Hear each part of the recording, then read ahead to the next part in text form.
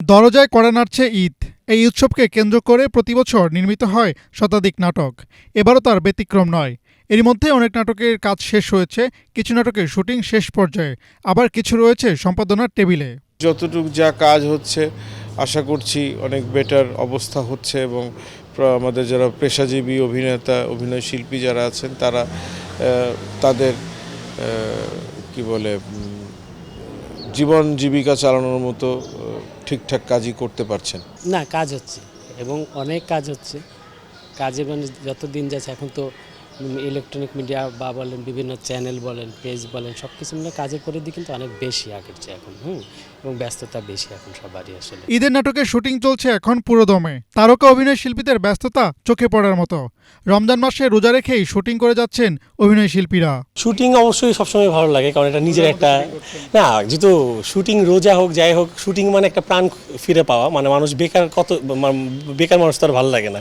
So আমরা যখন কাজে থাকি তখন উৎফুল্ল থাকি। সো রোজার ভিতরে একটু কষ্ট হয়, কিন্তু ঠিক আছে, এর মধ্যে একটা মজা আছে। অফকোর্স মজা করে কাজ করছে। মেজর প্রবলেম আমাদের ড্রামার নাম, আর ড্রামা করতে তো অবশ্যই ভালো লাগে, অনেক মানুষের মধ্যে এনজয় করি। রোজা রেখে বাসায় শুয়ে বসে থেকেও লাইক বেশি টায়ার্ড লাগে, আর কাজের মধ্যে থাকলে একটু ভুলে থাকি যে না ক্ষুধা লাগছে বা এরকম ফিলিংসটা কম হয়। সো আই থিঙ্ক কাজ করাটা বেটার, বিজি থাকা বেটার। শুধুমাত্র অভিনয় শিল্পীরা নয়, ঈদকে ঘিরে ব্যস্ত সময় পার করছেন নির্মাতা ও কলাকুশলীরা।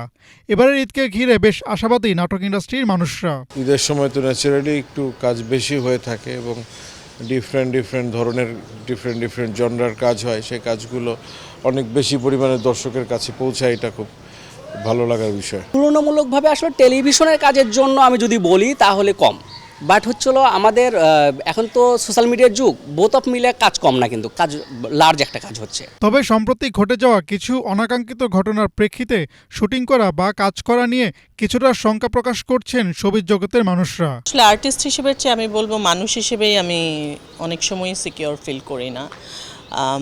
যে ধরনের ঘটনা আমাদের চারপাশে ঘটছে, যে ছোট বাচ্চাদেরকে যেভাবে নির্যাতন বা রেপ, আমি একদম সরাসরি যদি বলি, তাদের রেপ করছে, মরে যাচ্ছে তারা।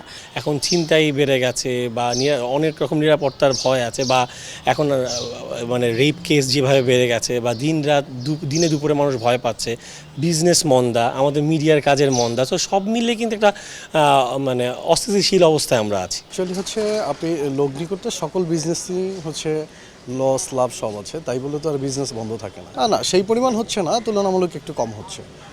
আশা করি এটা ঠিক হয়ে যাবে। ঈদ নাটকের নির্মাণ কাজ প্রায় শেষ পর্যায়ে। এবার ঈদ হবে নাটকময়, এমনটাই প্রত্যাশা এই শিল্পের সঙ্গে যুক্ত মানুষদের। হাসনাত জুবায়ের, বাংলাভিশন, ঢাকা।